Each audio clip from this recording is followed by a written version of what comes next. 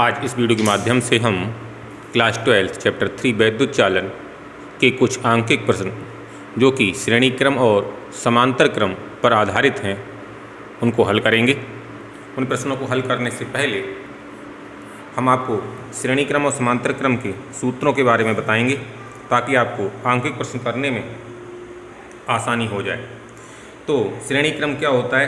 श्रेणी क्रम में ये प्रतिरोध जैसे R1, R2, R3 ये सभी एक ही लाइन में लगे हुए होंगे और सभी में धारा का मान बराबर जाएगा। ये R1, R2, R3 एक लाइन में लगने के बाद पहले प्रतिरोध का पहला सिरा और अंतिम प्रतिरोध का दूसरा सिरा किसी बैटरी से जुड़े हुए जिसका विद्युत वाहक बल या फिर वोल्टेज हमने कैपिटल E मान लिया है, B से भी लिख सकते हैं। तो यहाँ पर इसका तुल्य प्रतिरोध होगा श्रेणी क्रम में R नेट बराबर R1 plus R2 plus R3।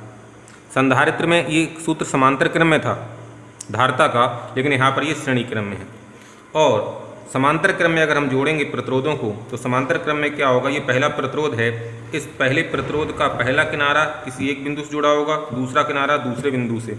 इसी प्रकार से दूसरे प्रतिरोध का पहला किनारा, इसको हम पहला किनारा यहाँ पर मान लें, ये दूसरा किनारा, पहला किनारा A से जुड़ा है, दूसरा किनारा B से। इसी प्रकार से तीसरे प्रतिरोध का पहला किनारा A से जुड़ा है और दूसरा किनारा B से जुड़ा हुआ है। अर्थात सभी प्रतिरोधों के पहले सिरे एक बिंदु से और दूसरे सिरे एक बिंदु से जुड़े हुए होंगे।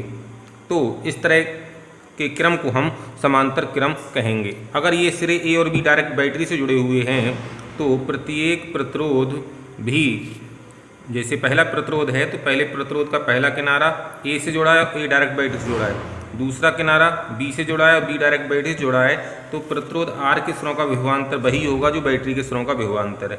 इसी प्रकार R2 के सिरों का विभवांतर, क्योंकि ये भी डायरेक्ट बैटरी से जुड़ा हुआ है, B होगा, तीसरा भी बैटरी से डायरेक्ट जुड़ा हुआ, इसका विभवांतर B होगा। तो समांतर क्रम में याद रखेंगे सभी प्रतिरोधों के सिरों का विभवांतर समान रहेगा, धाराएं अलग अलग जाएंगी। मान लो बैटरी से अगर I धारा निकल रही है यहाँ पर, तो R1 में धारा I बन गई, इसमें I2, इसमें I3, तो कुल धारा I बराबर I1 plus I2 plus I3 रहेगी।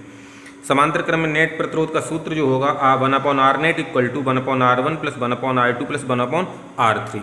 इस केस में जो हमें तुल्य प्रतिरोध होता है वो न्यूनतम प्राप्त होता है। जब अपॉन वाला फार्मूला लगाते हैं तो वो चीज़ न्यूनतम निकल के आती है, और श्रेणी क्रम में जब प्लस डायरेक्ट कर देते हैं तो वो चीज़ अधिकतम निकल के आती है। अब अगर केवल दो प्रतिरोध तुम्हें क्वेश्चन में दिए हुए हैं तो दो प्रतिरोध के लिए हम ये एलसीएम लेके डायरेक्ट फार्मूला बना सकते हैं ताकि कैलकुलेशन करने में हमें आसानी रहे। दो प्रतिरोधों के लिए 1/R नेट बराबर 1/R1 प्लस 1/R2, इसका एलसीएम ले लीजिए तो R1 R2 एलसीएम आ जाएगा, तो R2 प्लस R1 ऊपर आएगा 1/R नेट, इसको क्रॉस मल्टीप्लिकेशन कीजिए तो R net equal to R1 R2 upon R1 plus R2।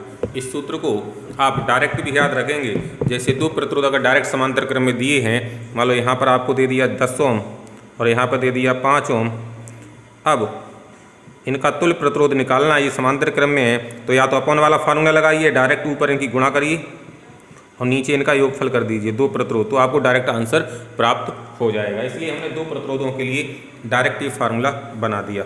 अब हम इस पर आधारित कुछ प्रश्नों की ओर बढ़ते हैं। पहला प्रश्न बहुत ही महत्वपूर्ण है, परीक्षा में बार बार पूछा जाता है। यहाँ पर एक देखिए वर्ग बना हुआ है, इस वर्ग या आयत जो भी बना हुआ है इसमें भुजा AB में 2 ओम का प्रतिरोध लगाए, भुजा BC में 1 ओम का लगाए, विकर्ण पर 3 ओम, इसी प्रकार से AD पर 2 ओम और DC पर 1 ओम लगा हुआ है। इस प्रश्न में कह रहा है कि तुल्य प्रतिरोध ज्ञात कीजिए। तो तुल्य प्रतिरोध समझ लीजिए, अगर हम बिंदु चेंज कर देंगे, किन्हीं दो बिंदुओं के बीच तुल्य प्रतिरोध निकालते हैं, अगर वो दो बिंदु चेंज कर देंगे तो हमारा आंसर चेंज हो जाएगा। बच्चे कभी कभी क्या करते हैं कि A और B के बीच तुल्य प्रतिरोध रट लिया, जैसे A और B के बीच तुल्य प्रतिरोध रट लिया, निकलने को आ गया A और D के बीच, या फिर आ गया B और C के बीच, या फिर आ गया D और C के बीच, या फिर A और C के बीच। तो अगर ये बिंदु चेंज हो गए तो आंसर बिल्कुल चेंज हो जाएगा। तो आपको इसको प्रॉपर मेथड समझना पड़ेगा कि इस तरह के प्रश्नों को हम कैसे सॉल्व करें। तो इस प्रश्न में वैसे तो केवल A और B के बीच तुल्य प्रतिरोध पूछा गया था, हमने अपनी तरफ से इस क्वेश्चन को बढ़ा दिया है। पहले A और B के बीच निकालेंगे, फिर हम A और D के बीच निकालेंगे, फिर A और C के बीच, या फिर A और C के बीच पहले निकाल लेंगे, फिर A और D, अलग अलग बिंदुओं के बीच हमें तुल्य प्रतिरोध निकालना है। आइए समझते हैं इस प्रश्न को हमें कैसे हल करना है। प्रश्नों में ज़्यादातर जो दिक्कत होती है वो श्रेणी क्रम और समांतर क्रम पहचानने में होती है कि कौन से श्रेणी क्रम है, कौन से समांतर क्रम है। छात्र अक्सर भ्रमित हो जाते हैं कि हम श्रेणी क्रम और समांतर क्रम कैसे पहचानें। तो सबसे पहले हम ये देखेंगे पहला स्टेप कि हमें किन बिंदुओं के बीच तुल्य प्रतिरोध निकालना है। तो सबसे पहले हम निकालते हैं ए और बी। पहला प्रश्न का सॉल्व करते हैं, ए व बी के बीच तुल्य प्रतिरोध को हम आर नेट लिख सकते हैं, नेट प्रतिरोध ज्ञात करना। इस प्रश्न को मैं डिटेल में समझाऊंगा ताकि और प्रश्न आप आसानी से कर सकें। तो यहाँ पर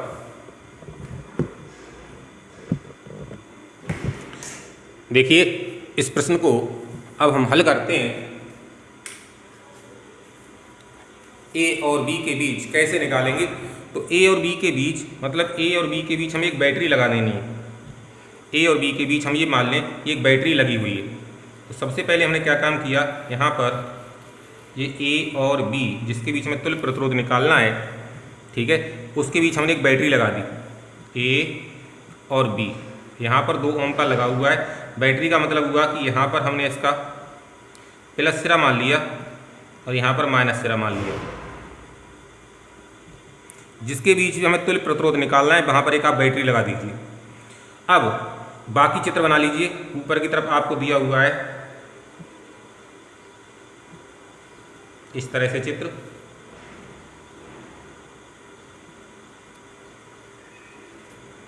यहाँ पर ये 2 ओम दिया है, ये 1 ओम दिया है, ये 1 ओम दिया है, ये 1 ओम दिया है, ये 2 ओम दिया है। कभी कभी बैटरी बन के भी आ जाती है। अब हमने पहला काम क्या किया कि जिन बिंदुओं के बीच में तुल्य प्रतिरोध निकालना उनके बीच हमने बैटरी लगा दी। बैटरी से मान लीजिए आई धारा निकल रही है। अब बैटरी से जितनी धारा निकलती है याद रखेंगे कि उतनी ही धारा यहाँ पर वापस आनी चाहिए। अगर यहाँ से आई धारा निकली है तो इस रास्ते से पीछे से आई धारा ही वापस आनी चाहिए। अगर आई धारा नहीं आती है तो हमने गलत किया है। अब जब ये धारा बैटरी के प्लस सिरे से यहाँ निकलेगी तो ये देखिए 3 भागों में बटेगी। 3 भागों में क्यों बटेगी? इसको 3 रास्ते दिखाई देंगे। एक रास्ता ये दिखाई देगा, एक रास्ता ये दिखाई देगा, एक रास्ता कहाँ से कहाँ तक दिखाई देगा, ए से डी और डी से सी। ये पूरा एक ही रास्ता है, ए से डी, डी से सी।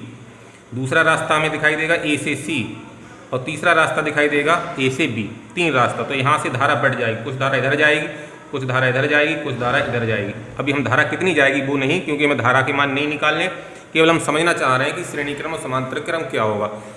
यहाँ पर धारा बट गई, कुछ धारा ये गई। अब ये धारा देखिए जाएगी तो यहाँ पे वही धारा जाएगी, यहाँ पर वही धारा जाएगी, यहाँ पर वही धारा जाएगी।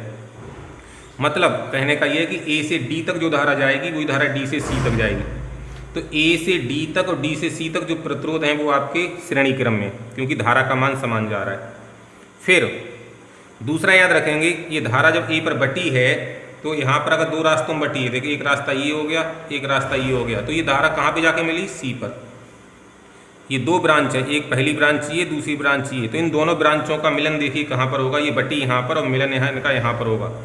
तो ये दोनों ब्रांचें यहाँ पर जाके मिली और 2 बिंदुओं के बीच, जैसे संधारित्र में बताया था हमने, जितनी भी ब्रांचें लगी होंगी वो सभी ब्रांचें समांतर क्रम में होंगी।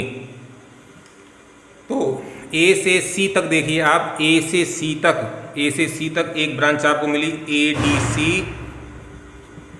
और एक ब्रांच मिली आपके लिए ए सी। 2 ब्रांच मिली ए से सी तक, एक ए डी सी और एक ए सी, दोनों ब्रांचें समांतर क्रम में। फिर हमने जब सी तक सॉल्व कर लिया, सी तक सॉल्व करने के बाद फिर अगली ब्रांच में जब हम पहुंचेंगे तो वो श्रेणी क्रम में होगी। तो हम पहले इसको थोड़ा थोड़ा सॉल्व करते हैं ताकि आपको समझ में आए। हमें सबसे पहले क्या काम किया, ए और बी के बीच बैटरी लगाई। ए से निकलने वाली धारा, ए पर पहुंचने वाली धारा 3 भागों में बटी और ए से डी और डी से सी तक समान धारा गई। तो सबसे पहले हम लिखेंगे आर ए डी, मतलब ए और डी के बीच प्रतिरोध बा आर डी सी, डी से सी के बीच प्रतिरोध श्रेणी क्रम में, क्योंकि इनमें धारा समान है। अतः इनका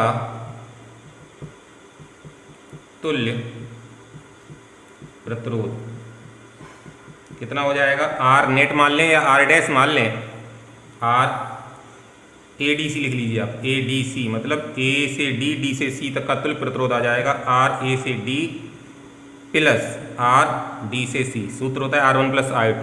तो ये हो गया 2 प्लस 1 बराबर 3 ओम। मतलब ये है कि हमने ए डी सी ये 2 प्रतिरोधी के एक प्रतिरोध बना लिया और इसका मान हमारा जो आ गया वो कितना आ गया 3 ओम। तो इस चित्र को हम कन्वर्ट करके बना सकते हैं। इस चित्र को अगर हम कन्वर्ट करके बनाएं तो क्या आएगा,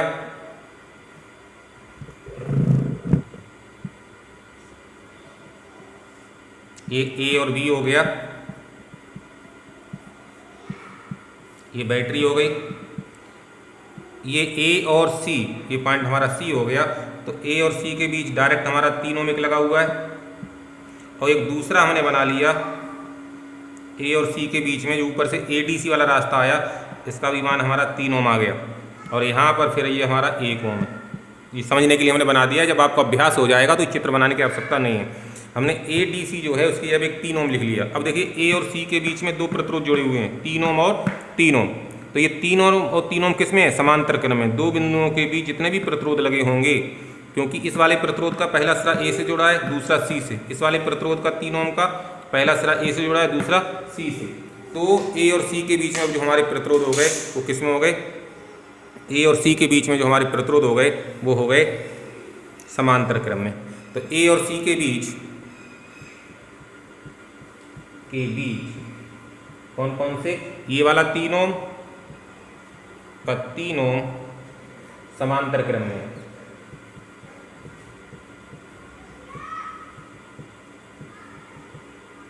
तो इनका हमने नेट प्रतिरोध मान लिया आर ए सी के, ए और सी के बीच हमारा नेट प्रतिरोध आ जाएगा। इसे हमने आर ए सी लिख लिया या फिर आप आर डैश और आर डबल डैश करके भी लिख सकते हैं।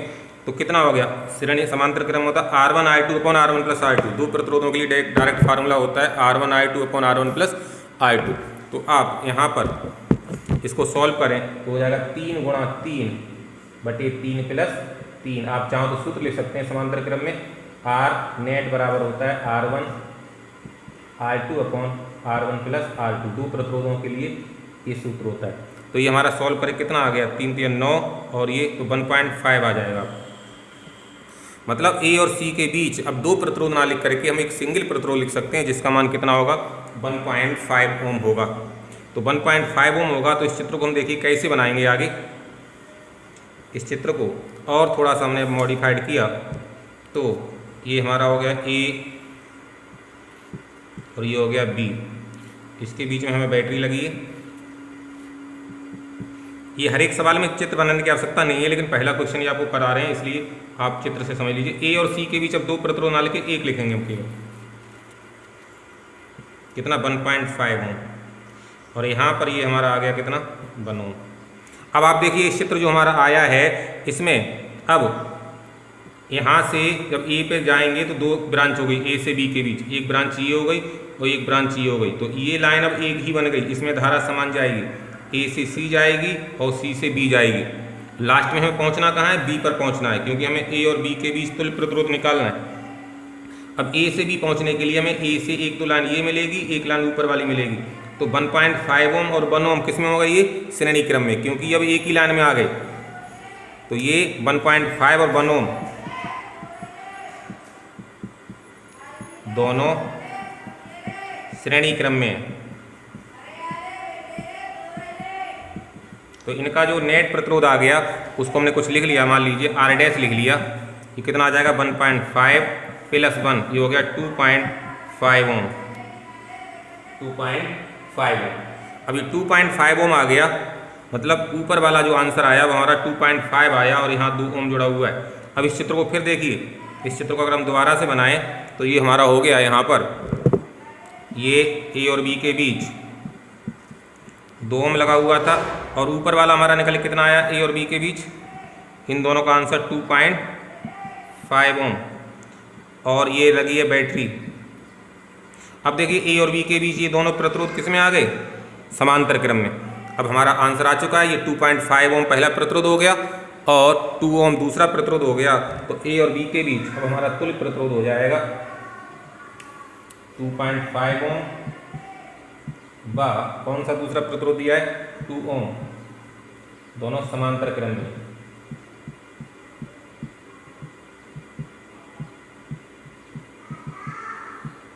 अतः ए व बी के बीच तुल्य प्रतिरोध, ये आपका हो जाएगा आर नेट, लास्ट वाला नेट लिख दीजिए, कितना हो जाएगा इन दोनों की गुणा, ऊपर 2.5 इंटू 2 अपॉन नीचे दोनों का योगफल 2.5 प्लस 2, ऊपर आ गया आपका 5 और नीचे आ गया 4.5, 5 जीरो बढ़ा लीजिए, ये आपका हो गया 10/9 ओम। तो ए और बी के बीच आपका जो प्रतिरोध आ गया वो 10/9 ओम आ गया। अब इसी प्रश्न को हमें निकालना है कि आपका पहला आंसर हो गया R A B equal to A और बी के बीच में जो आया हमारा वो 10/9 ओम आंसर हो गया। अब इसी प्रश्न को थोड़ा आगे समझते हैं। हमें अब निकालना है तुल्य प्रतिरोध। अब हमें तुल्य प्रतिरोध जो निकालना है वो निकालना है ए और सी के बीच। तो हमें जो बैटरी लगानी पड़ेगी वो ए और सी के बीच लगानी पड़ेगी। अब हम ये चित्र जैसे हमने बार बार बनाए थे वो नहीं बनाएंगे, केवल अब आपको डायरेक्ट समझाएंगे। ए और सी के बीच हमें तुल्य प्रतिरोध निकालना है, मतलब हमें ए से चल करके सी पर पहुंचना है। जब ए से चलेंगे तो ए पर आप मान लीजिए कि बैटरी का प्लस सिरा है, नंबर 2 हम निकालेंगे ए व सी के बीच। तो हमने क्या काम किया, यहाँ पर ए और सी के बीच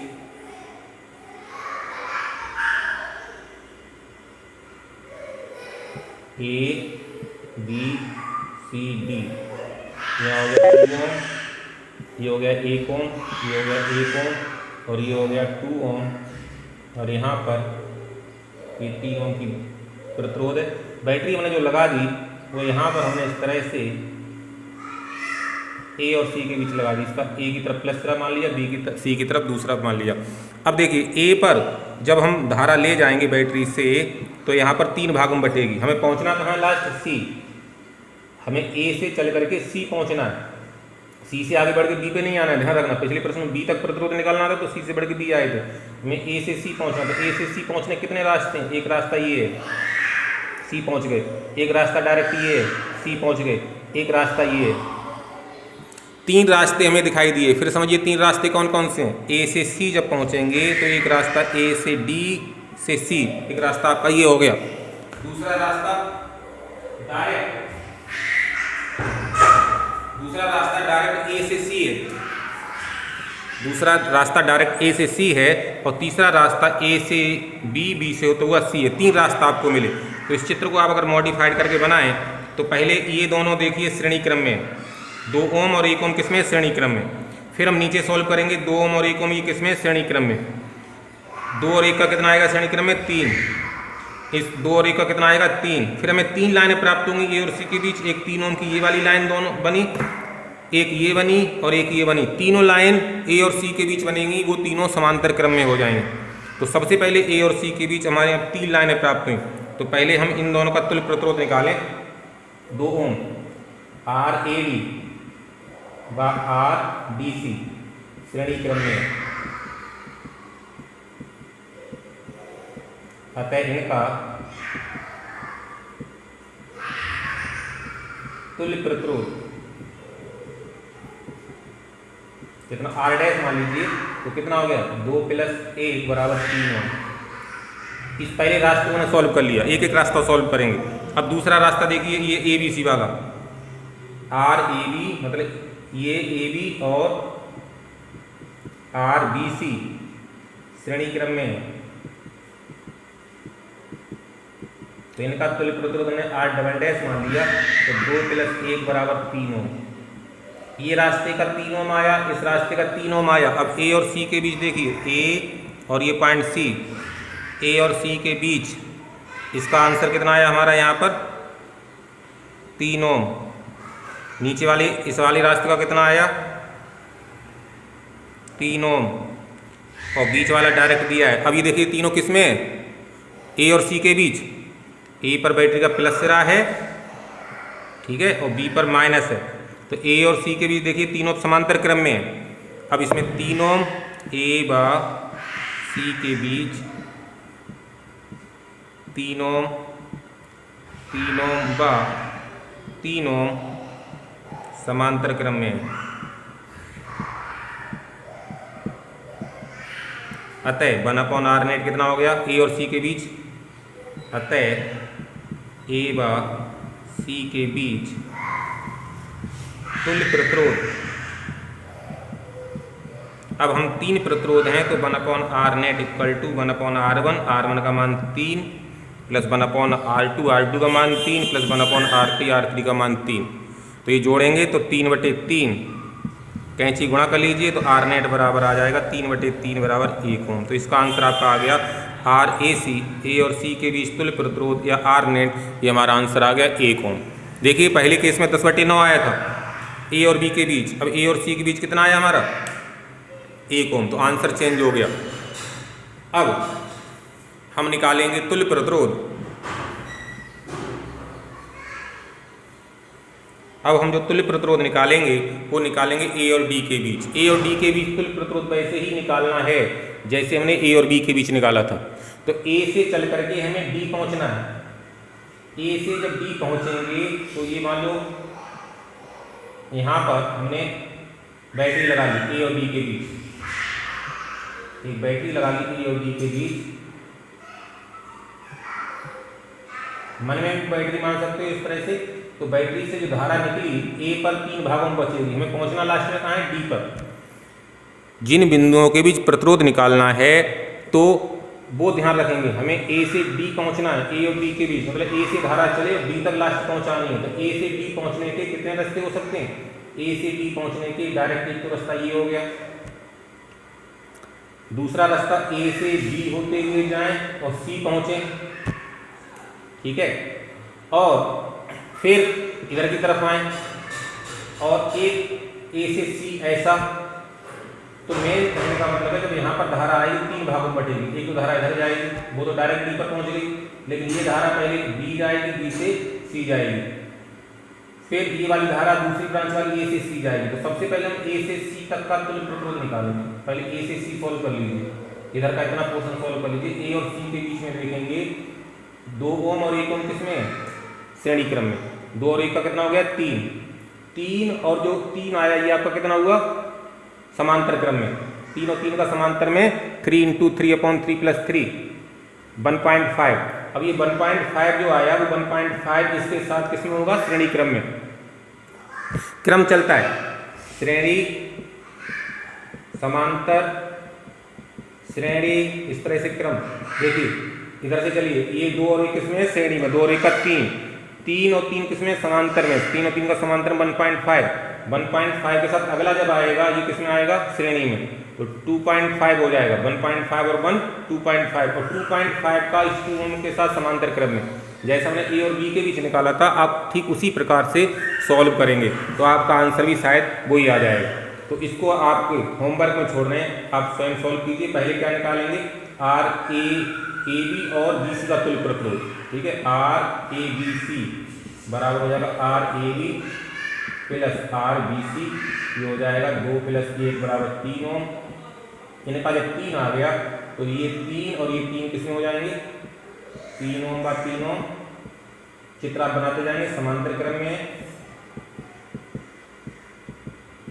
तो इनका जो नेट हो जाएगा आर डैश मान लीजिए 3 × 3 बटे 3 + 3 कितना हो जाएगा 1.5 ओम। अब ये 1.5 यहाँ तक आ गई, अगले के साथ श्रेणी क्रम में, श्रेणी क्रम में है। तो इनका आर डबल डैश मान लीजिए कितना 1.5 + 1 2.5 ओम, मतलब यहाँ तक हम पहुँच गए। अब ये कितना है यहाँ पर 2 ओम और जो 2.5 ओम आया समांतर क्रम में है। पहले भाग की तरह करेंगे तो आर इनका नेट आ जाएगा ए और बी के बीच 2 × 2.5/2 + 2.5 आपका 10/9 ओम। जो पहले आंसर था वही आ जाएगा। तो ऐसा नहीं कि हमेशा आंसर एक ही आए, आंसर अलग अलग भी हो सकते हैं। अब अगला सवाल आपके सामने लिखा हुआ, ये थोड़ा सा लंबा लेंथी क्वेश्चन था। इस क्वेश्चन को अगर आप सही समझ लेंगे तो बाकी क्वेश्चन आसानी से कर सकते हैं। अगला क्वेश्चन आपके सामने लिखा है क्वेश्चन नंबर 2। चित्र में ए और बी के बीच तुल्य प्रतिरोध ज्ञात कीजिए। अब यहाँ पर आपके लिए चतुर्भुज ना बनकर त्रिभुज बना हुआ है। ए बी और सी के बीच तुल्य प्रतिरोध, ए और बी के बीच तुल्य प्रतिरोध हमें निकालना है। तो ये क्वेश्चन नंबर 2 का हम इधर फिगर बना लेते हैं।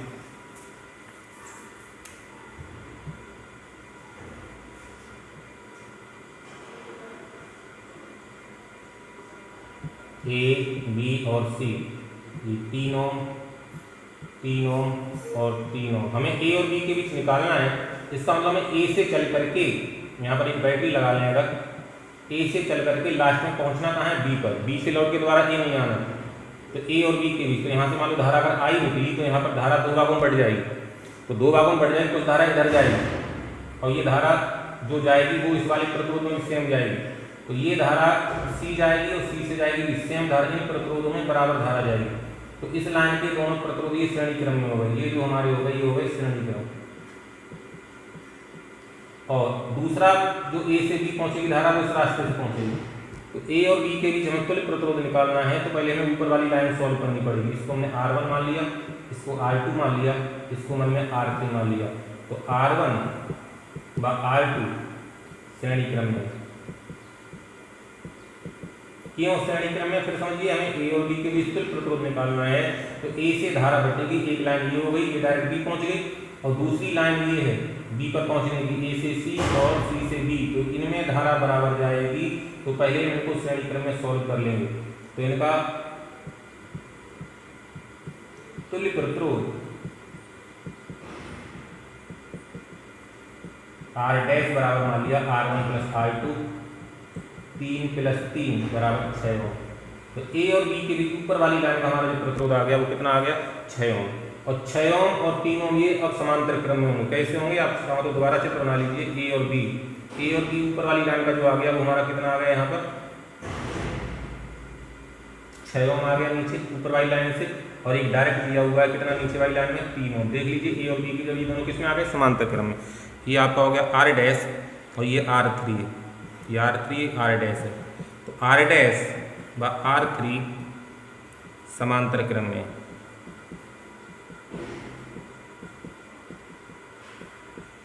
तो अतः ए व बी के बीच तुल्य प्रतिरोध कितना हो जाएगा, आर नेट बराबर समांतर क्रम में 6 गुणा 3 बटे 6 प्लस 3 18 बटे 9 बराबर 2 ओम। इसका आंसर हो गया। बहुत ही आसान क्वेश्चन था। इसके बाद अगला क्वेश्चन हमें दिया है,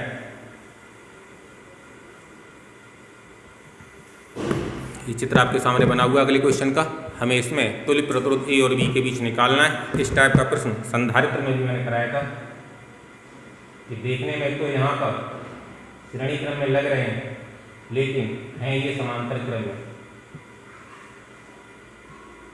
देखने में श्रेणी क्रम में लग रहे हैं, लेकिन वास्तव में ये समांतर क्रम में है। इस क्वेश्चन में अक्सर भ्रम होता है बच्चों के लिए। अगर ये तार नहीं लगे होते ऊपर नीचे वाले तो ये श्रेणी क्रम में हो जाते। ये तार लगाने से क्या है, ये समांतर क्रम में बन जाते हैं। कैसे बनते हैं समझिए। ये बिंदु हमारा ए है, तो इस बिंदु को हम ए लिखेंगे। यहाँ से यहाँ तक देखिए बीच में कोई प्रतिरोध नहीं आ रहा है और कुछ नहीं आ रहा, तो इस बिंदु को हम ए लिखेंगे। ये बिंदु हमारा बी है, ये बिंदु बी है, तो इसको भी बी लिखेंगे। और यहाँ पर बीच में कुछ नहीं आ रहा है, तो इस बिंदु को भी हम बी लिखेंगे। अब देखिए पहला प्रतिरोध हमारा ए और बी के बीच लगा हुआ है, दूसरा प्रतिरोध भी ए और बी के बीच लगा हुआ है, और तीसरा प्रतिरोध भी ए और बी के बीच लगा है। जब दो बिंदुओं के बीच कई सारे प्रतिरोध लगे होते हैं तो वो समांतर क्रम में होते हैं। ये बिंदु ए मान लीजिए, ये बिंदु बी मान लीजिए, तो ए और बी के बीच कितना प्रतिरोध आपने लगा दिया, 3 ओम।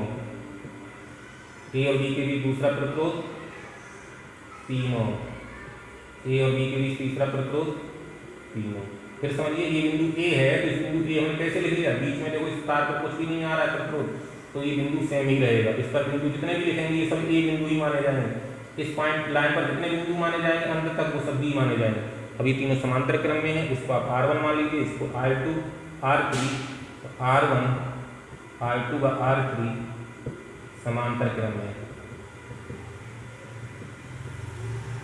तो 1/R net equal to 1/R1 plus 1/R2 plus 1/R2, तो 1/3 प्लस 1/3 प्लस 1/3, तो ये हो जाएगा 3/3। तो इसको क्रॉस मल्टीप्लाई कर लीजिए, आपका 1 ओम आंसर आ जाएगा। अगला क्वेश्चन, जो दिया है इसमें बहुत सारे प्रतिरोध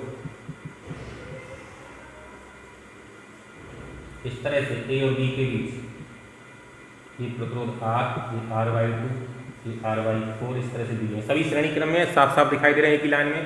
तो R नेट जो आपका हो जाएगा R + R/2 + R/4 इस तरह से। R कॉमन अनंत पदों तक, क्योंकि ये अनंत पदों तक हमें श्रेणी दी हुई, अनंत तक। तो R कॉमन निकाल लीजिए, तो 1 + 1/2, इसको हम ले सकते हैं 1/2 का स्क्वायर, ऐसे आएगा 1/2⁵। ये गुणोत्तर श्रेणी हो गई, यहाँ से यहाँ तक ये गुणोत्तर श्रेणी हो गई GP। इसमें A बराबर प्रथम पद हो गया 1, R बराबर हो गया दूसरे पद को पहले पद से भाग लगाइए 1/2। R कैसे निकालना, सारा अनुपात दूसरे पद को पहले पद से भाग लगा दीजिए। तो अनंत पदों का योगफल जो होता है वो आपका होता है A/1 - R। तो A का मान हो गया 1/R का मान 1/2। तो इसको सॉल्व कर लीजिए तो आपका आंसर ये आ जाएगा 2R।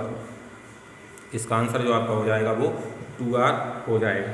यहाँ 1/2 बचेगा, 2 पर चला जाएगा। अगले प्रश्न को आप स्वयं हल करेंगे। अगले प्रश्न में भी ऐसा ही दिया है R/2, यहाँ पर R, 2R, 4R। अगले प्रश्न को आप देखेंगे समांतर क्रम में दिए हुए हैं R, 2R, 4R। तो इसमें 1/R = 1/R नेट = 1/R1 हो गया R, 1/ फिर 2R, फिर 1/4R। आपका सेम वैसा ही आंसर बन जाएगा। अगला क्वेश्चन जो 5 दिया हुआ है, इसको समझेंगे।